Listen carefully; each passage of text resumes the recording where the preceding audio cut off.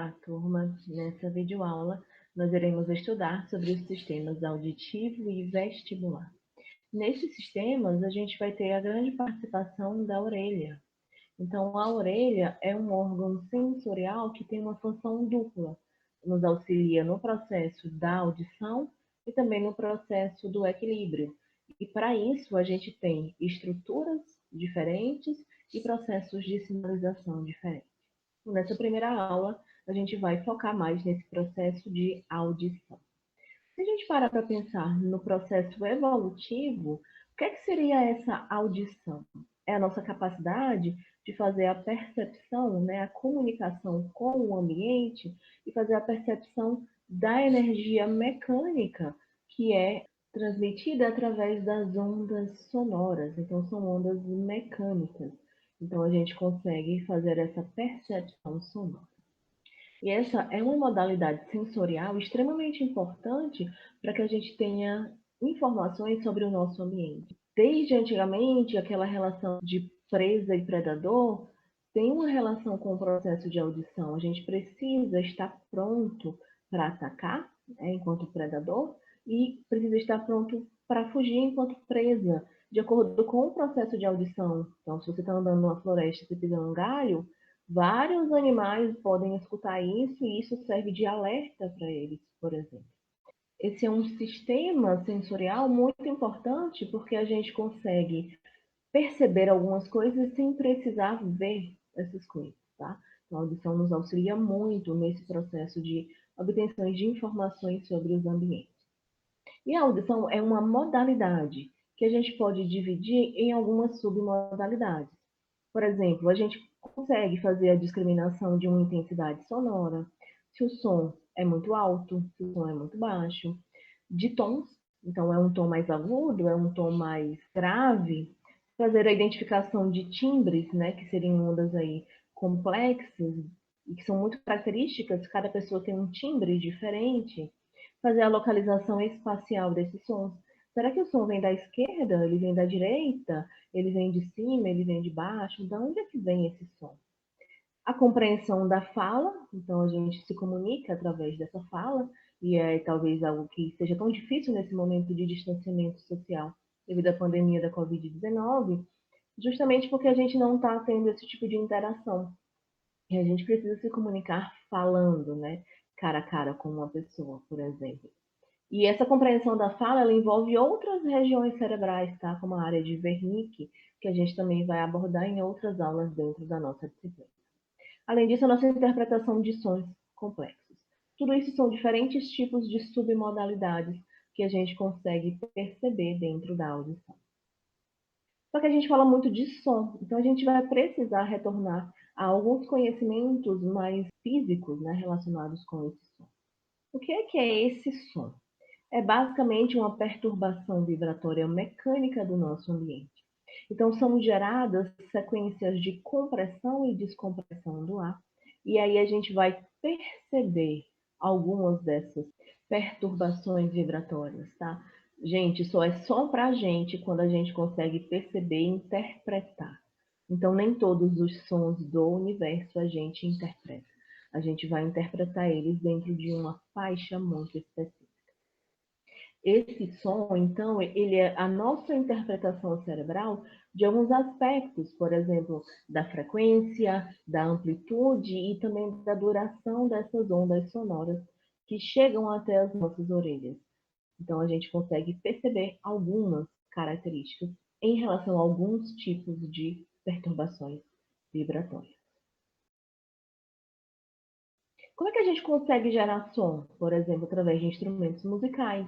Quando a pessoa puxa aquelas cordas, ela está gerando vibrações que vão caracterizar o som daquele instrumento. A própria voz humana, ela é causada pelas vibrações das nossas cordas vocais. Então, a passagem de ar, enquanto você está fazendo essas movimentações musculares, vai gerar esses sons que a gente vai conseguir interpretar e a gente vai entender essa questão da linguagem humana, né? E é interessante observar que geralmente os homens eles têm uma voz mais grossa do que as mulheres. A gente vai entender por quê um pouquinho mais pra frente. Vamos observar essas imagens aqui. A gente teria uma caixa de som E a gente tem uma pessoa tocando um instrumento musical, né, que é um violão. Observem que ao redor delas existe a formação de regiões que estão mais comprimidas, então de compressão desse ar, regiões de rarefação desse ar, que seriam áreas de descompressão. Então a gente tem regiões ou zonas de compressão e de rarefação. E essas ondas, elas se propagam em todas as direções, tá? As ondas sonoras, elas se propagam em todas as direções. E existem dois tipos distintos de ondas que podem ser gerados. A gente tem as ondas longitudinais, onde a direção da vibração é igual à direção da sua propagação, aqui, ó, nesse sentido. A onda sonora é uma onda longitudinal, tá, pessoal? E a gente também tem ondas transversais, onde a direção da vibração é perpendicular à direção da propagação. Então, aqui, ó, perpendicular. Seria o exemplo, se você amarrar uma corda e ficar mexendo ela para cima e para baixo, você vai ter uma direção perpendicular à direção de propagação desse movimento. A gente vai focar nas ondas sonoras, que são ondas mecânicas do tipo longitudinal. Existem algumas características referentes a essas ondas. E aí isso vai fazer algumas diferenciações. Por exemplo, a gente tem a amplitude e a frequência. O que a amplitude vai nos mostrar? Basicamente, a amplitude de uma onda sonora é a densidade de energia que está veiculada por essas partículas de ar que estão sendo deslocadas por unidade de tempo. Então, essa amplitude que a gente observa aqui vai nos dizer qual é a potência desse som. Se o som é alto ou ele é baixo, qual é a potência desse som? Quanto maior for essa amplitude, mais alto é esse som, mais potente ele é. E a gente mede esse parâmetro aí em decibel, tá? Então, quanto maior a amplitude, maior é a potência desse som, mais alto é esse. Já quando a gente fala aqui, ó, da frequência, o que é essa frequência? Basicamente, a frequência de uma onda sonora nos mostra o número de trechos de ar comprimido e de ar rarefeito que vão atingir aí o nosso sistema auditivo por unidade de tempo. Tá? Então, aqui, se vocês observarem, eu tenho zonas de compressão, zona de rarefação, zona de compressão, zona de rarefação. E aí eu tenho, nesse momento aqui, duas zonas de compressão, duas zonas de rarefação. Nesse outro lado, eu já vou ter uma, duas, três zonas de compressão, duas zonas de rarefação. Quanto menor for essa frequência, isso vai nos dizer muita informação sobre o tom, tá? Quanto menor for essa frequência, mais grave é esse som. Quanto maior é essa frequência, mais agudo é esse som. Então, isso nos fala muito sobre o tom da voz, por exemplo. Os homens têm uma voz mais grave, então eles têm essas ondas aqui com uma menor frequência do que no caso das mulheres que têm a voz mais aguda. E é interessante observar, pessoal, nesse caso da frequência a gente vai quantificar em Hz, tá? E é a testosterona que faz uma modificação nas cordas vocais, fazendo com que elas vibrem em uma frequência menor do que a das mulheres. E por isso que a gente geralmente brinca com aquelas mulheres que utilizam testosterona para ganhar massa muscular, né, ficar mais musculosas, e que falam que elas conseguiram aquilo apenas utilizando rotinas alimentares e também a questão de práticas de exercício físico. Mas quando a pessoa fala, a mulher fala, a gente vê uma voz grossa. Então a física está ajudando a gente a desmentir essas pessoas. Só que quando a gente pensa no nosso dia a dia, a gente não está cercados por aqueles sons simples, né, que a gente vem observando nos slides anteriores. A gente está cercado por sons complexos.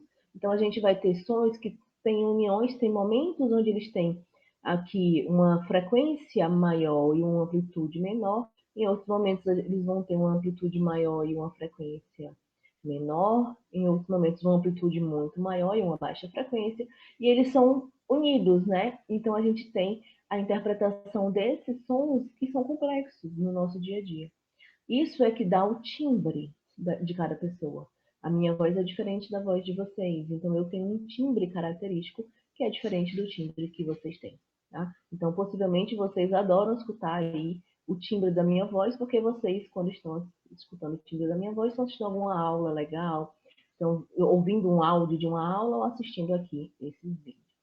Eu acho interessante porque, para mim, é como se o timbre ele fosse a identidade sonora, a sua identidade sonora. E quando a gente pensa no som, a gente não consegue interpretar, perceber todos os sons. Para a gente só classifica como som que está ali numa faixa de frequência em hertz, tá?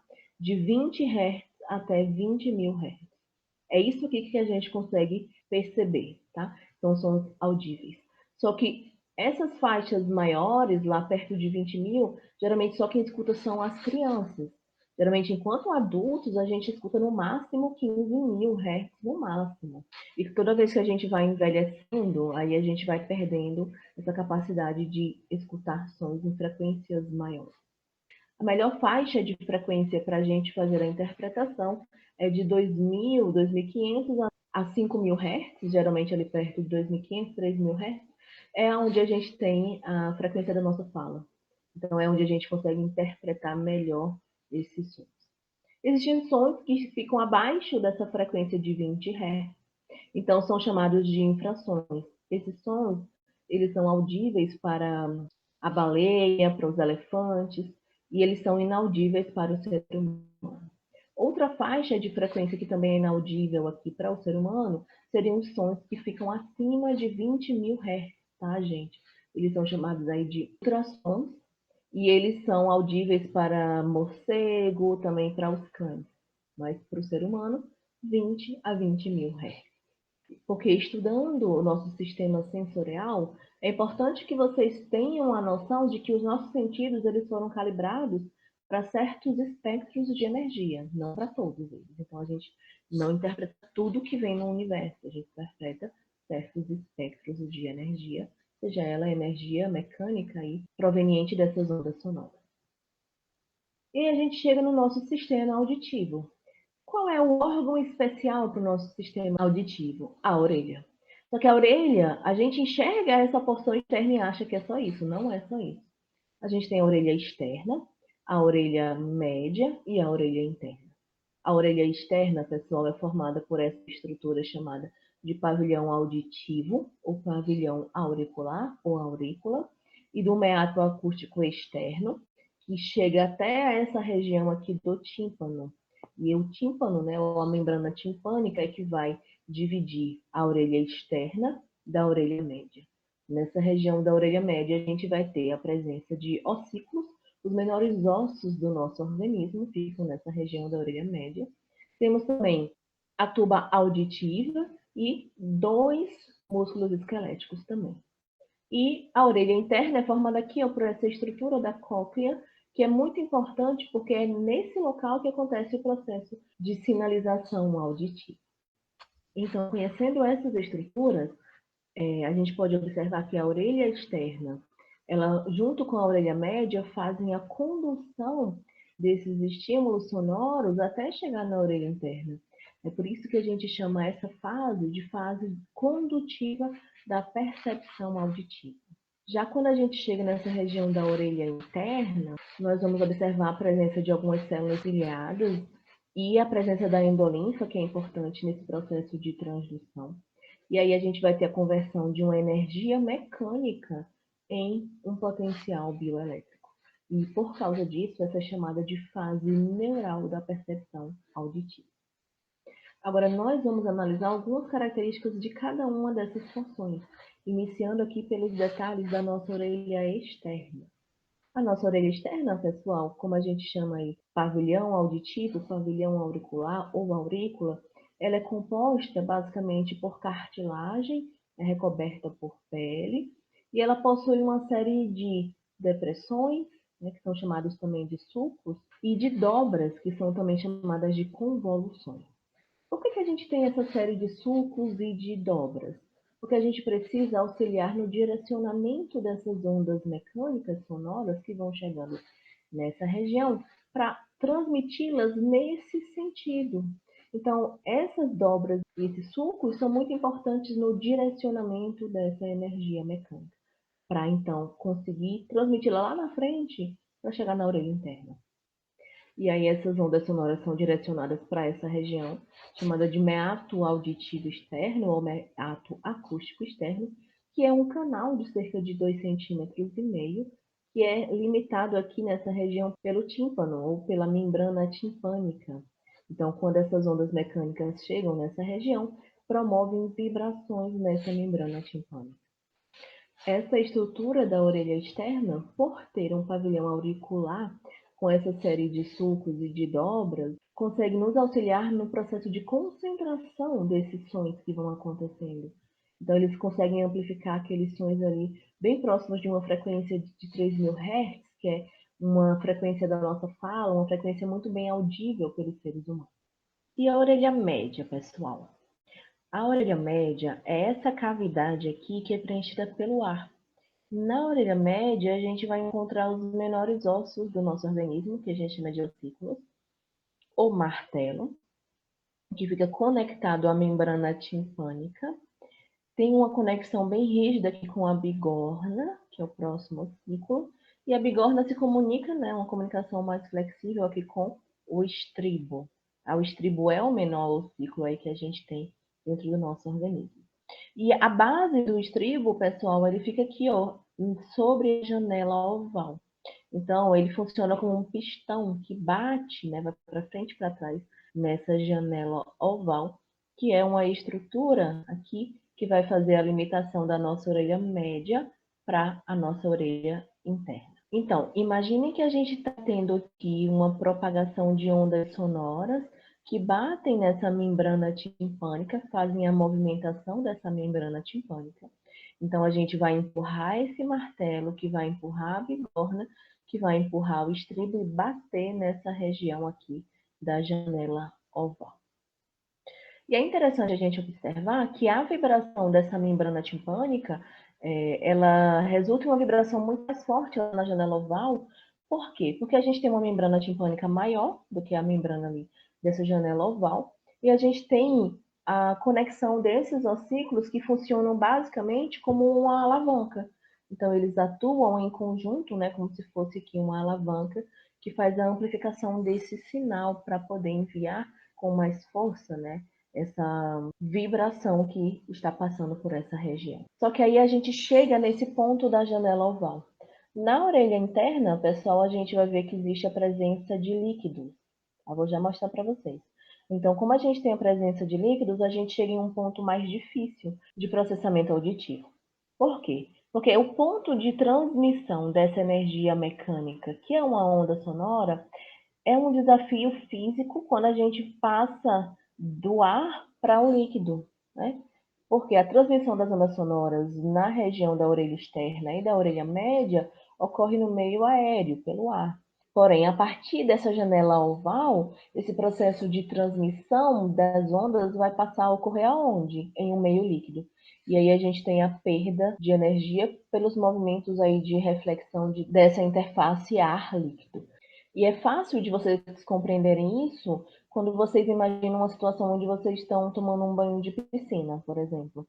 E aí, se você estiver embaixo da água e alguém estiver falando com você lá fora, você não consegue perceber, entender o que essa pessoa está falando tão facilmente quanto se você estivesse do lado de fora da piscina, né? Onde a gente vai ter a propagação das ondas sonoras pelo meio aéreo. Então, existe essa diferença, né? E por isso que a gente precisa de mecanismos amplificadores nesse ponto aqui da orelha média, para que a gente consiga propagar a maior parte dessa energia através desse sistema, como se fosse aí uma máquina amplificadora, né? Em relação à posição desses ossículos, o tamanho da membrana timpânica também. Além disso, nessa região da orelha média, a gente tem a tuba de Eustáquio, que é também chamada de tuba auditiva, que a gente faz a conexão aqui com a nossa nasofaringe. Então, aqui é uma cavidade preenchida por ar que se conecta com a nasofaringe. E é extremamente importante para a gente, porque qualquer tipo de variação de pressão atmosférica, por exemplo, por mudança de altitude, quando você vai fazer uma viagem de avião, isso pode causar um desconforto e até dor nessa região. E aí a gente tem essa conexão com a nasofaringe para auxiliar nesse equilíbrio de pressão. Geralmente essa tuba auditiva ela fica colapsada, só que ela pode se abrir durante o momento da mastigação, durante o momento que está bocejando e também durante o momento da deglutição, principalmente com a finalidade de permitir que essa pressão, né, da orelha média se equilibre aí com a pressão atmosférica. Além disso, é importante também, nesse local, a gente ter essa tuba de Eustáquio para fazer a drenagem de secreções, né, que podem acontecer ali naquela região. E assim a gente faz a equalização dessa pressão também e evita problemas como as otites. Além disso, nessa região a gente tem a presença de músculos esqueléticos. A gente tem o músculo tensor do tímpano e o músculo estapédio. O músculo tensor do tímpano, ele fica com uma porção ligada aqui ao martelo e a outra porção ligada a esse labirinto ósseo, tá? Que está aqui nessa região.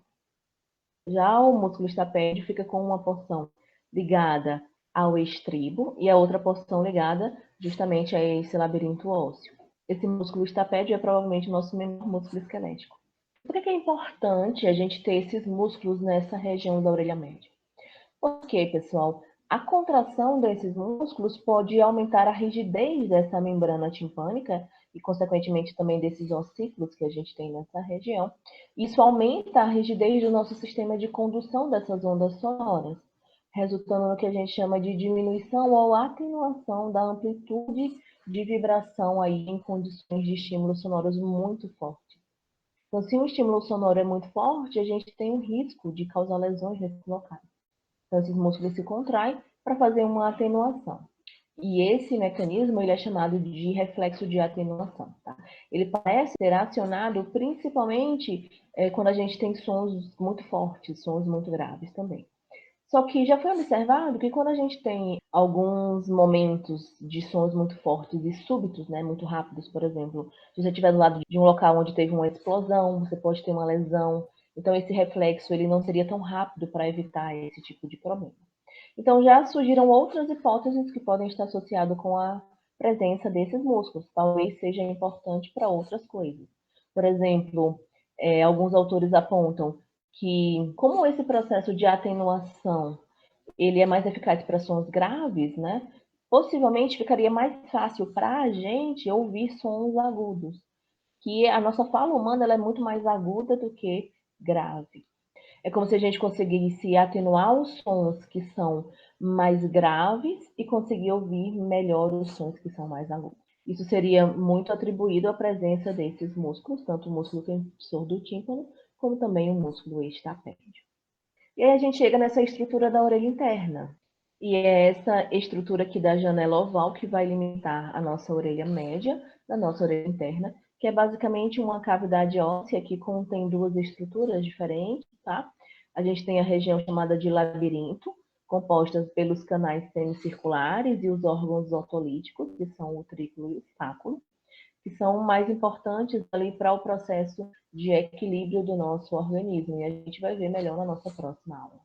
Já essa outra estrutura, que seria aqui chamada de cóclea, é muito mais associada com o processo de sinalização auditiva. E ela tem esse nome porque ela é uma estrutura tubular, óssea, enrolada em uma forma de espiral, preenchida por líquidos, então ela lembra um aspecto de um caracol. Então, por isso que ela recebeu esse nome de cóclea. A gente tem aqui diferentes tubos, tá, nessa região, então a gente vai fazer um corte dessa região e ampliar para vocês. Então, nessa estrutura da orelha interna, ali na região da cóclea, a gente vai ter as chamadas escalas, rampas ou estrias, tá? São a mesma coisa, depende do livro que vocês estiverem lendo, vocês podem encontrar com essas denominações. Escala vestibular, escala média e escala timpânica. Então, a gente tem 3 tubos nessa região da cóclea. Esses tubos ou ductos, eles são preenchidos por líquido. A escala vestibular, ela se comunica com a escala timpânica e elas são preenchidas pela perilinfa, que é um líquido aí semelhante ao nosso líquido cefalorraquidiano. Já a escala média, ela não se comunica com essas outras escalas, tá, pessoal? E ela tem nas suas estruturas estrias vasculares que produzem a endolinfa. A endolinfa tem na sua constituição uma quantidade elevada de potássio em comparação com o sódio. Então, nesse local, a gente tem uma quantidade muito grande de potássio no líquido extracelular. Essa escala vestibular e a escala timpânica, elas são unidas por uma região chamada de helicotrema, tá? Que eu vou mostrar mais para frente para vocês. E elas são seladas por janelas.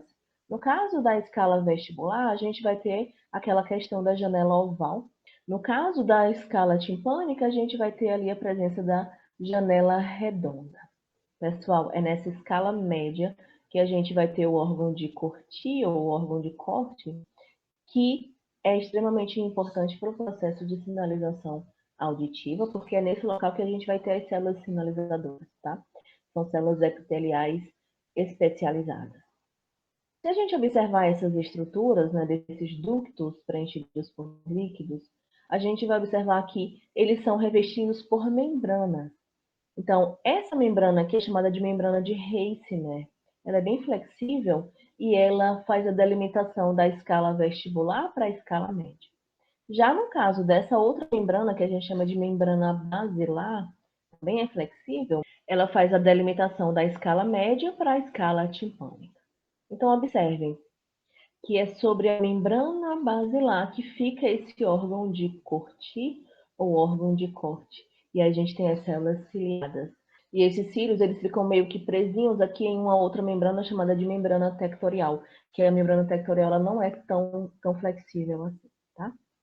Então, observando novamente, né, de uma outra forma, lembrando que essa estrutura era toda enovelada. Nos livros a gente vê eles ampliados assim para facilitar o entendimento de vocês. Então, nós temos aqui a membrana timpânica, né, que seria a delimitação da orelha externa para a nossa orelha média, onde a gente tem uma sequência de ossículos. Então, a membrana timpânica vibra, ela empurra o martelo, que empurra a bigorna, que empurra o estribo, que empurra a janela oval. E lembrem-se, pessoal, que nessa região da nossa orelha interna, a gente tem líquidos, né? A gente tem a perilinfa na escala vestibular e na escala timpânica, e a gente tem aqui na escala média a endolinfa. Então, ao mexer nessa janela oval, fazer esse processo vibratório acontecer, a gente tem essa movimentação desses líquidos aqui e, consequentemente, a gente tem a movimentação daquelas membranas, né? A membrana basilar, que fica aqui em azul, ela se mexe e, consequentemente, a gente tem aquela movimentação naquele órgão de Corti, que fica logo acima dessa membrana basilar. Além disso, a gente também tem a modificação dessa membrana de Reis, né? E também a movimentação da endolinfa nessa região. E são esses processos que são importantes para a nossa sinalização auditiva. Então, fechando essa questão da nossa orelha, o que a gente tem, né? Quanto a um resumo. Orelha externa, orelha média e orelha interna. A orelha externa a gente vai ter a aurícula, que vai direcionar as ondas sonoras para dentro do nosso meato acústico externo, que é também chamado de canal auditivo.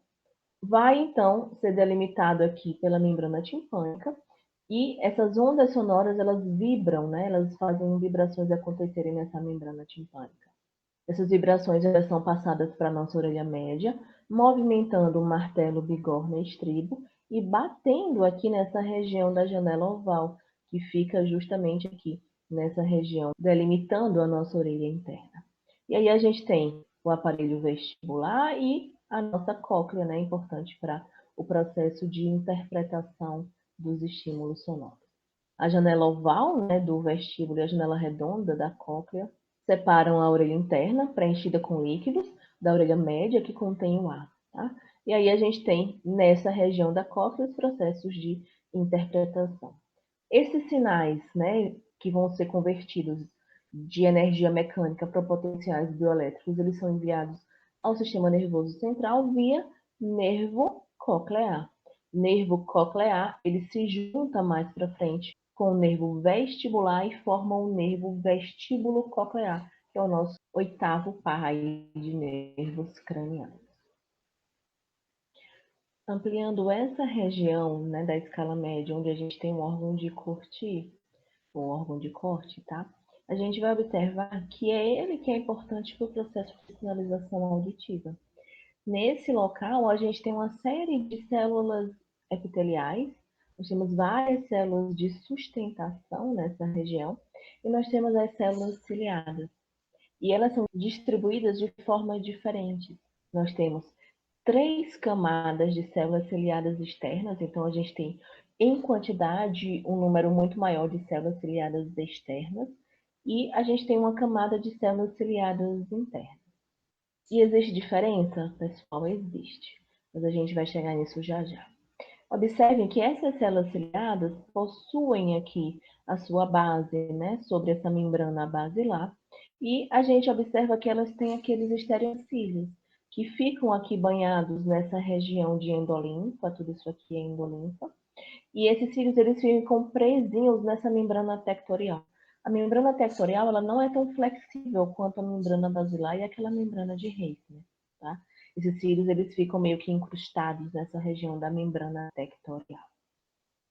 Nós temos fibras eferentes que vêm lá de regiões olivococleares e chegam até essas regiões das células ciliadas, principalmente as externas.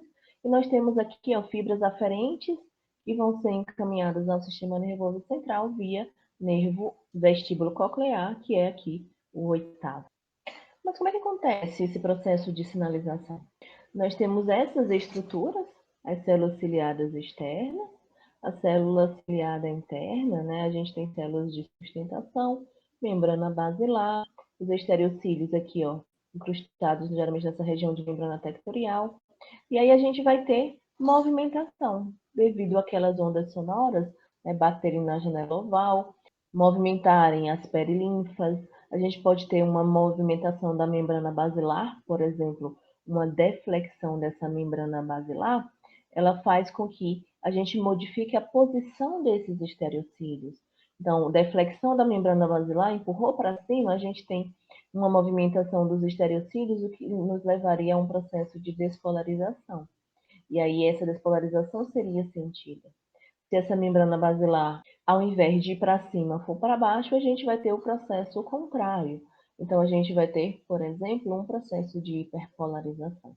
Então, essa modificação das membranas, que decorre daquela movimentação dos líquidos, né, da perilinfa e da endolinfa, que vai fazer essa modificação, esse deslocamento desses estereocílios. Nessa imagem, a gente consegue observar a estrutura, né, dessas células ciliadas, onde a gente tem os estereocílios, eles ficam conectados uns aos outros, tá, gente? Através de algumas proteínas de ligação, e aí a gente tem nessas regiões também a presença deles em ordem de tamanho. A gente tem um maior, que geralmente é chamado de sinocílio ou quinocílio, que é o maior de todos, e aí a gente vai ver se essa deflexão, esse deslocamento, vai ser em direção a esse sinocílio ou ele vai ser na direção oposta.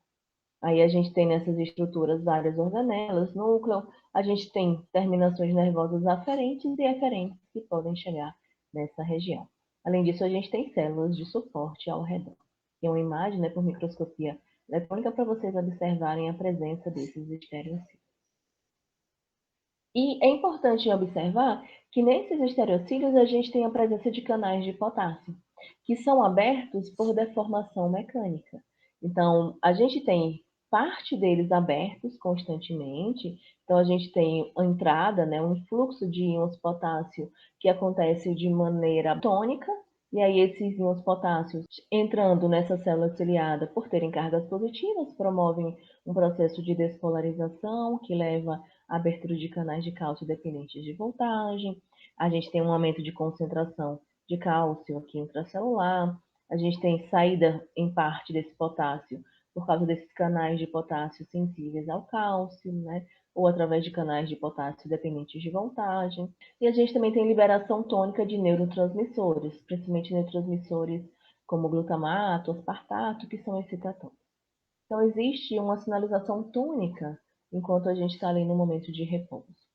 Entretanto, quando a gente tem estímulos sonoros que fazem aquelas modificações nas membranas presentes na cóclea e também nos líquidos, né, perilinfa, endolinfa, a gente pode ter a modificação da posição desses estereocílios.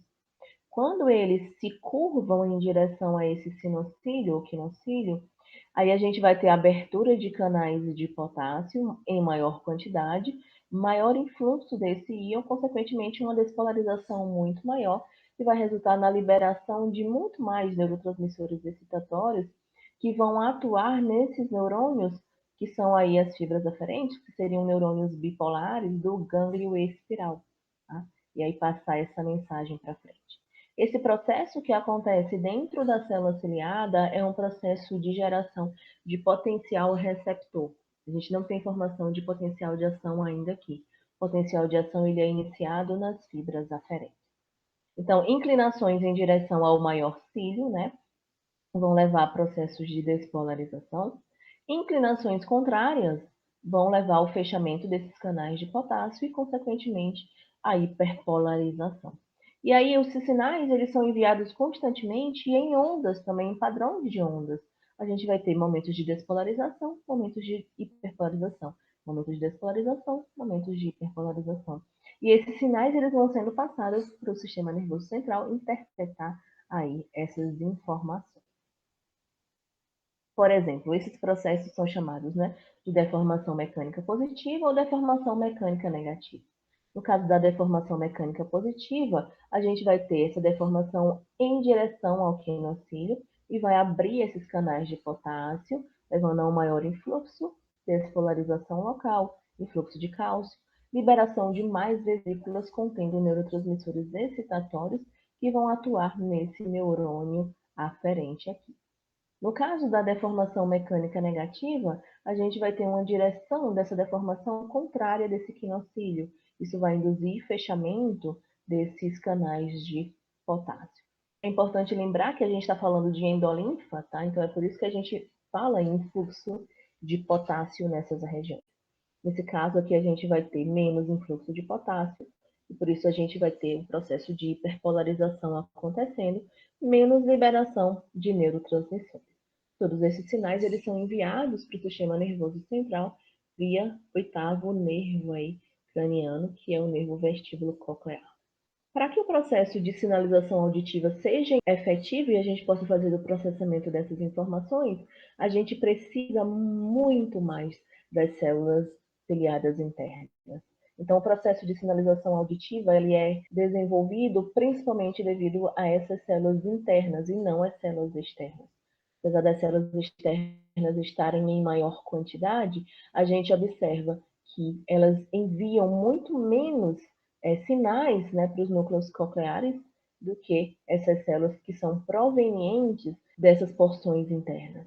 Então, são as células ciliadas internas que têm uma grande inervação e que enviam esses sinais para os núcleos cocleares. Já essas células ciliadas externas, elas recebem sinais, por exemplo, eferentes, né, provenientes do complexo olivar superior, e também elas podem mandar alguns sinais, mas são poucos, tá, pessoal? E aí vocês podem se perguntar, e qual seria então o papel dessas células ciliadas externas, já que elas estão ali e elas estão em grande quantidade? Elas são importantes para um processo que a gente chama de amplificação coclear. O que é essa amplificação coclear? A gente observa que nessas células ciliadas externas a gente tem a presença de proteínas motoras.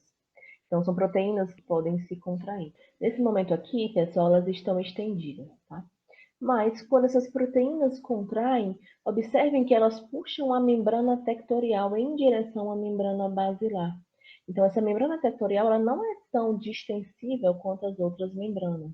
E aí, quando essas células ciliadas externas têm essas porções aqui contraídas, né, essas proteínas motoras contraem, elas puxam essa membrana tectorial em direção à membrana basilar. E é essa aproximação das membranas que permite uma propagação legal de ondas aí nessa membrana basilar, justamente devido a propiciar deflexões maiores desses estereocílios das células ciliadas internas. É interessante porque, sem esse processo de amplificação coclear feito pelas células ciliadas externas, né, a movimentação dessa membrana basilar seria aí cerca de 100 vezes menor do que ela acontece. Então, esse processamento de informação auditivo ficaria comprometido. E isso é muito importante na amplificação, principalmente dos movimentos da membrana basilar, quando a gente tem estímulos que têm baixa intensidade. Os estímulos que têm baixa intensidade, eles vão mexer muito menos nas membranas que a gente tem ali com uma membrana basilar, né? Porque ele tem uma baixa intensidade. E aí, esse movimento das células ciliadas externas favorece a amplificação dessa modificação, né? Modificando essa membrana tectorial e, com isso, amplificando melhor esses estímulos, principalmente os que têm baixa intensidade. Para a gente fazer uma finalização dessa sinalização auditiva, a gente teria ondas sonoras atingindo a membrana timpânica, né, e se tornando aqui vibrações. Então, observe que a gente tem momentos de compressão desse ar e zonas de rarefação, né, que caracterizam essas ondas sonoras. A gente teria vibração nessa região timpânica.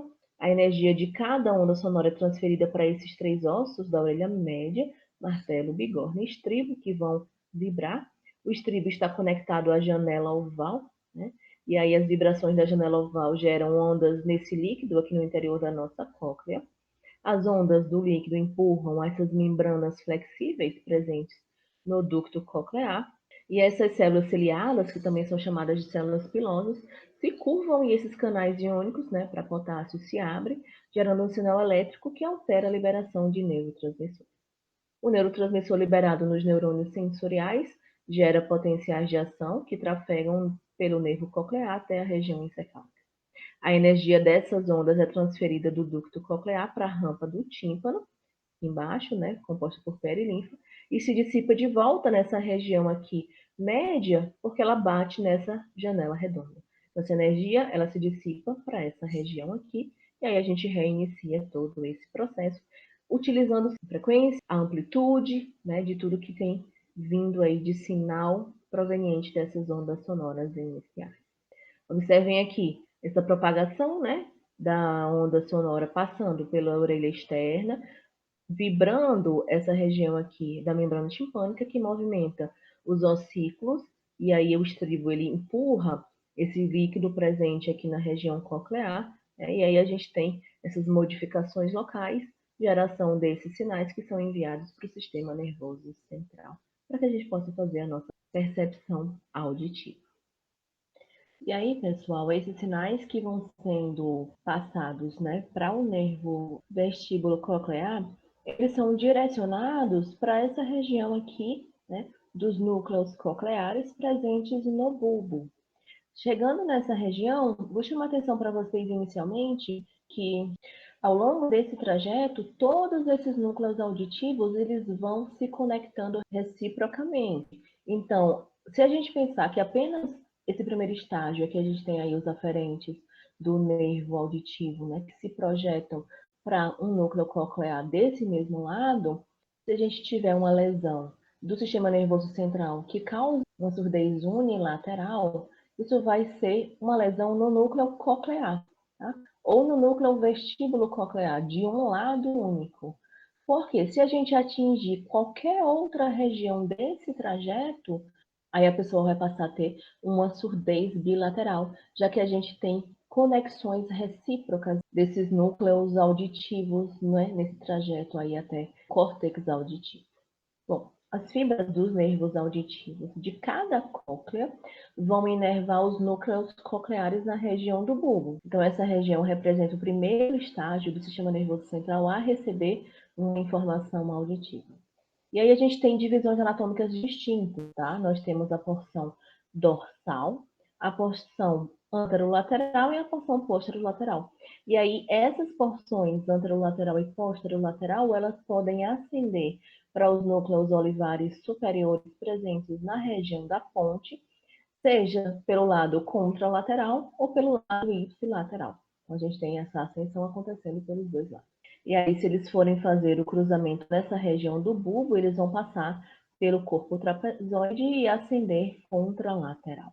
Já essas projeções que vêm dessa porção dorsal, elas vão ir diretamente para o próximo estágio, tá? Que é a região do colículo inferior, presente no tecto do mesencéfalo, e aí elas vão fazer um cruzamento, mais ou menos na região de ponte, e ascender pelo leminisco lateral até chegar nessa região do colículo inferior. Essas divisões que partem dos núcleos olivares superiores projetam os seus axônios formando essa região, né, esse feixe aí que a gente chama de leminísculo lateral, que vai ascender até a região ali do colículo inferior que fica no mesencéfalo. Então, essa região do colículo inferior é que vai receber projeções de todas as fibras auditivas ascendentes, né? E também tem aí algumas divisões geralmente porção central, porção externa e porção de córtex dorsal. E essa porção central, tá, o núcleo central que está de fato aí relacionado com a nossa percepção auditiva.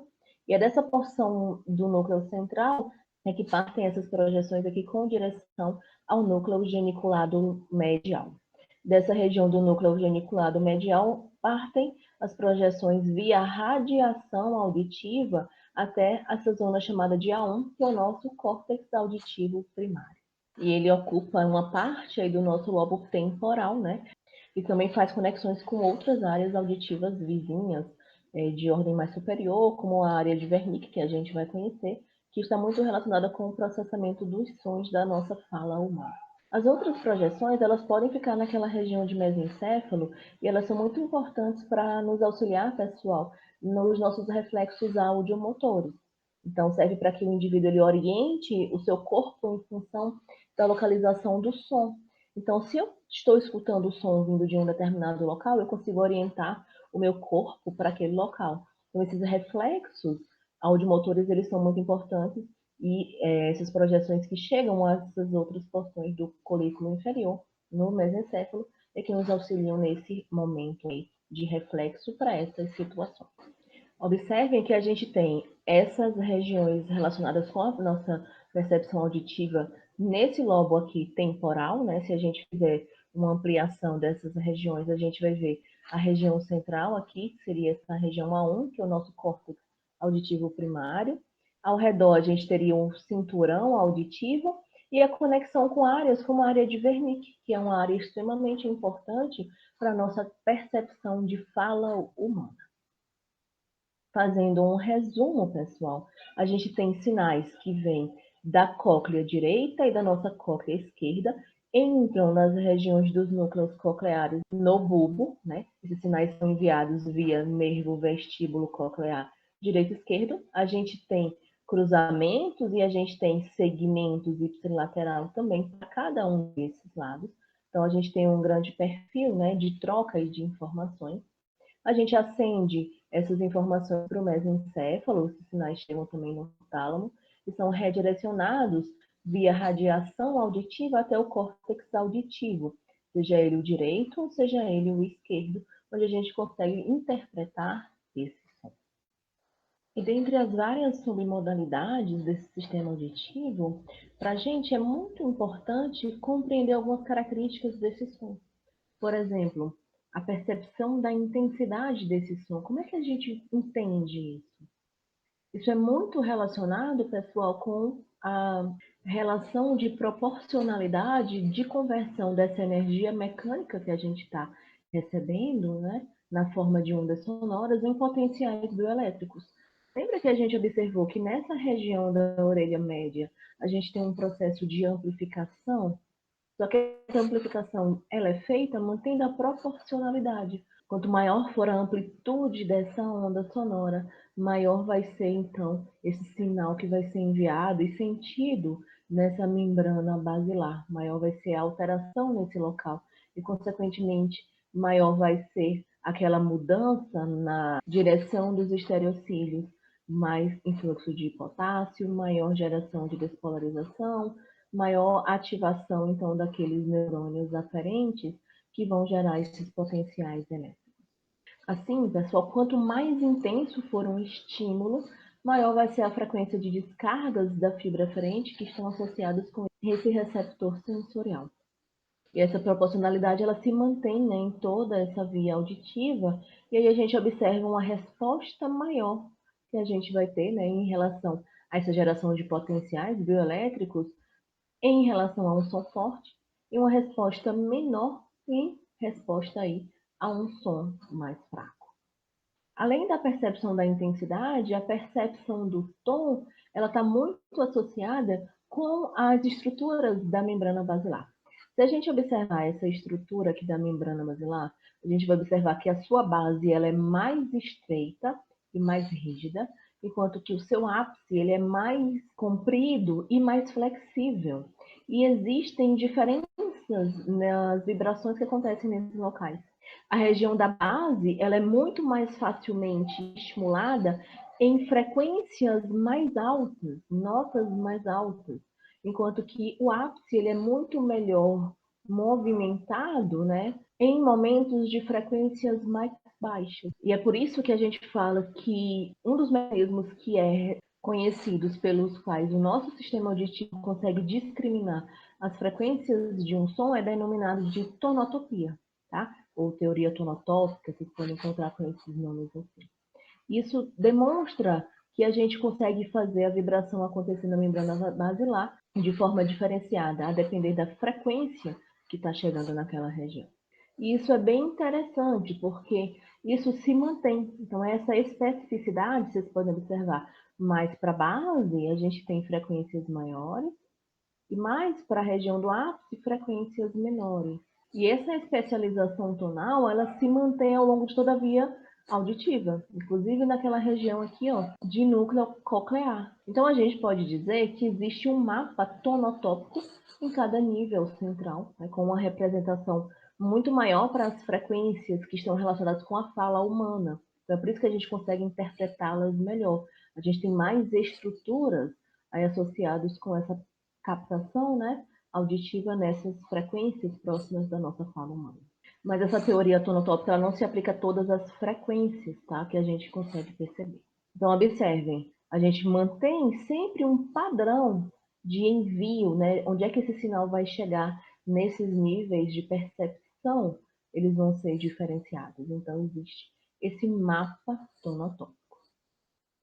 Quando a gente pensa no timbre, lembra que o timbre, a gente tem ondas muito complexas, são compostas por vários componentes. O que é que a gente faz para entender esse timbre?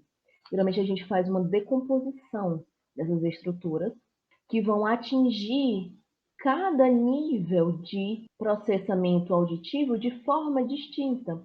Então, a gente tem essa decomposição desses sons que vai chegar nessa região do córtex auditivo primário, que é onde eles fazem aí, então, essa interpretação do timbre.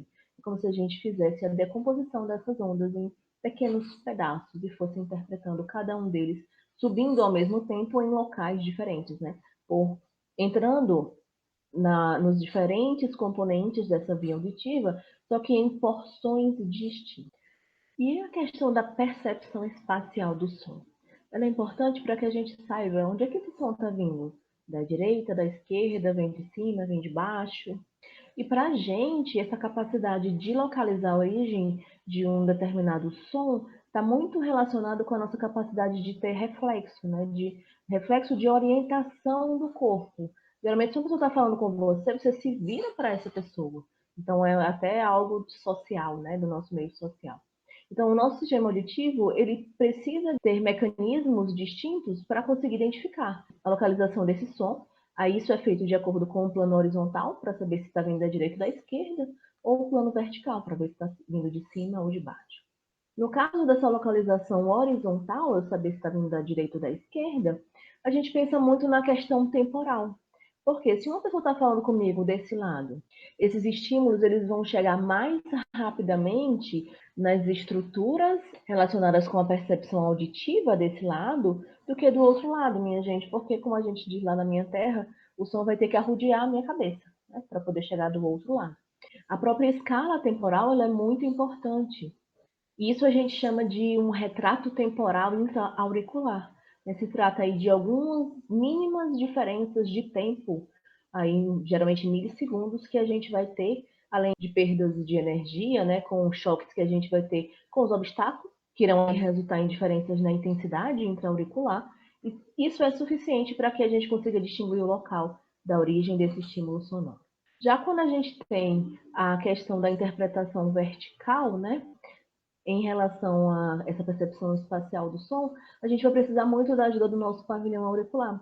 Porque uma das funções deles é ter essas dobras, esses sulcos, que vão nos auxiliar a fazer esses processos aqui, ó, de reflexão desses sons. Então a gente vai ter um som chegando, esse som ele pode ser refletido em direção ao nosso meato acústico externo para ser direcionado para a nossa orelha interna. É por isso que essas convoluções e os sulcos da aurícula, elas atuam como refletores do som e nos auxiliam na identificação dessa fonte sonora aí no plano vertical. E quando a pessoa tem alguma lesão auditiva? Geralmente, o que é que pode causar lesões auditivas, pessoal?